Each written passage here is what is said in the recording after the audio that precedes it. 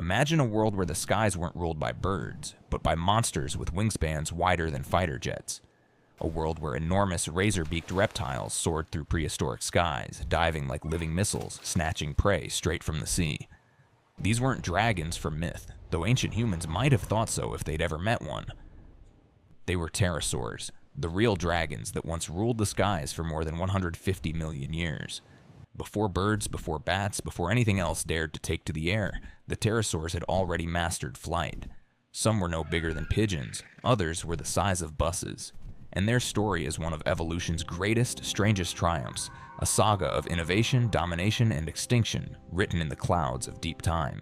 So today we're spreading our wings and flying back, way back, to meet the true rulers of the prehistoric skies. Who were they? How did they fly? And what made them vanish forever? Because the tale of the pterosaurs isn't just about ancient beasts, it's about the very limits of life itself, and how evolution found a way to conquer the air. Let's rewind about 230 million years to the late Triassic period, a time when the Earth was still figuring itself out. The supercontinent Pangaea stretched from pole to pole, deserts spanned vast interiors, and the first dinosaurs were just starting to stomp across the landscape. But while most creatures were busy crawling, running, or swimming, a few curious reptiles were looking up. Somewhere among rocky cliffs and coastal plains, evolution rolled the dice, and flight was born. These pioneers were the pterosaurs, meaning winged lizards. They weren't dinosaurs, though they shared a common ancestor.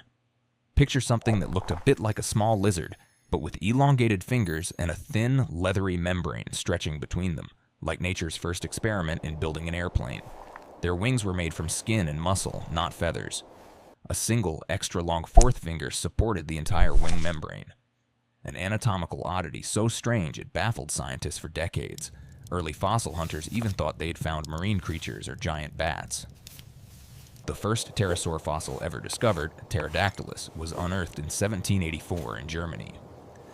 When naturalists first saw it, they didn't quite know what to make of it. One even proposed it was a sea creature with fins. But as more fossils emerged, it became clear. This wasn't a swimmer or a walker. It was the world's first vertebrate flyer. The skies would never be the same again.